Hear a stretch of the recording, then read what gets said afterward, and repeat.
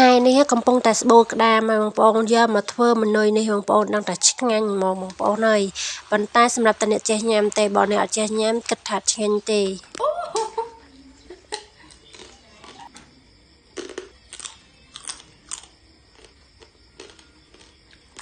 តាមខ្ញុំក៏ងាប់អស់ហើយបងប្អូនបើនៅថ្មីនៅល្អស្រស់គឺឆាឆ្ងាញ់មែនតើបងប្អូនដោយសារក្តាមបើឆាពេលព្រឹកដឹងតែឆ្ងាញ់ទេបងប្អូនដល់ពេលល្ងាចគឺក្តាមងាប់អស់លេងបងប្អូនអើយ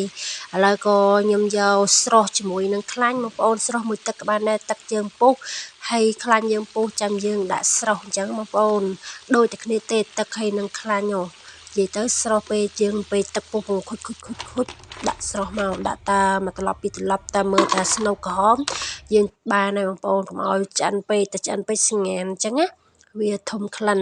ឥឡូវគឺខ្ញុំចាប់ផ្ដើមទៅលាយទឹកសោសសម្រាប់ទឹកសោសខ្ញុំលាយទឹកម្ទេស2ស្លាបព្រាហើយសម្រាប់ប្រេងខ្យងចំនួន1ស្លាបព្រាគឺម៉នុយនេះខ្ញុំធ្វើរង្វាល់ឲ្យគឺឆ្ងាញ់មកបងប្អូនសម្រាប់ប្រេងខ្យង1ស្លាបព្រាបាយហើយតមកក៏ខ្ញុំដាក់ទឹកត្រីចំនួន2ស្លាបព្រាបាយទឹកត្រីនេះទឹកត្រីឲ្យល្អអត់សូវប្រៃខ្លាំងទេបើទឹកត្រីបងប្អូនប្រៃខ្លាំងបងប្អូនបន្ថយតាមនឹងទៅណាបងនិយាយទឹកត្រីខ្ញុំគឺទឹកត្រីនេះអត់សូវប្រៃខ្លាំងទេបងប្អូននិយាយទៅឆ្ងាញ់ហើយតមកក៏ខ្ញុំដាក់ដូចជារ៉ឌីចំនួន1ស្លាបព្រាបាយ1ស្លាបព្រាបាយបងប្អូនហើយតមកក៏ខ្ញុំដាក់ស្ករចំនួន2ស្លាបព្រាបាយធ្វើការកូរវាយវាឲ្យវាចូលជាតិទៅបងប្អូនឲ្យវាលើហើយបន្ទាប់មកក៏ខ្ញុំដាក់ទឹកចំនួន3ស្លាបព្រាបាយបងប្អូនលើទឹកលើអីឲ្យវាហើយទៅទឹកសោសនេះយើងកូរឲ្យវាហើយទៅដល់ពេលយើងឆាទៅឆាប់ហើយតែម្ដងតមកក៏ខ្ញុំចាក់ខ្លាញ់ចោលខ្លះបងប្អូនប្រើប្រេងឆានឹងដែរផ្ទះដែរតមកដាក់មង្កខ្ទឹមចំនួន1កំពើធំបងប្អូន1កំពឹសធំហើយគឺច្រាំវាម៉ត់មកក៏យើងយកមករំលែងឆាតាមមើលតាមមួយឈ្ងុយបានមិនបាច់ក្រហមទេបងប្អូនមកឈ្ងុយល្មមអូខេតមកក៏ខ្ញុំដាក់ដូចជាម្ទេសហើយនឹងគល់ខ្ទឹមបងប្អូនឆាឲ្យឈ្ងុយជាមួយគ្នាតមកក៏ខ្ញុំលាយទឹកសោសដាក់ចូលតែម្ដងបងប្អូនឆា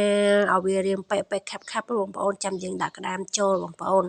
រៀងខាប់មកល្មមដាក់ក្តាមចូលបងប្អូនដាក់ត្រឡប់ពីត្រឡប់ទៅហើយយើងបិទកម្របបងប្អូនបិទកម្របឲ្យវាឆ្អិនចឹងណាបងប្អូនមើលទៅរៀងក្រហមណាហើយក៏ចាប់ផ្ដើមបិទហ្គាសទៅបងប្អូនមើលទៅតាទឹកឆាយើងជាប់នឹងក្តាមគឺអូខេបងប្អូនរៀងខាប់បែបវាខាំជាប់គ្នាបងប្អូនឆ្ងាញ់ហើយភ្លក់មកបងប្អូន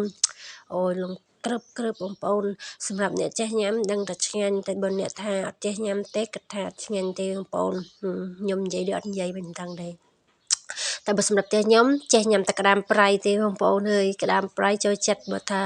ឆាក្តាមចេះអត់សូវមានអ្នកចេះញ៉ាំទេបងប្អូនហើយវីដេអូនោះគឺមានតែប៉ុណ្ណឹងអរគុណច្រើនជម្រាបលាបាយបាយ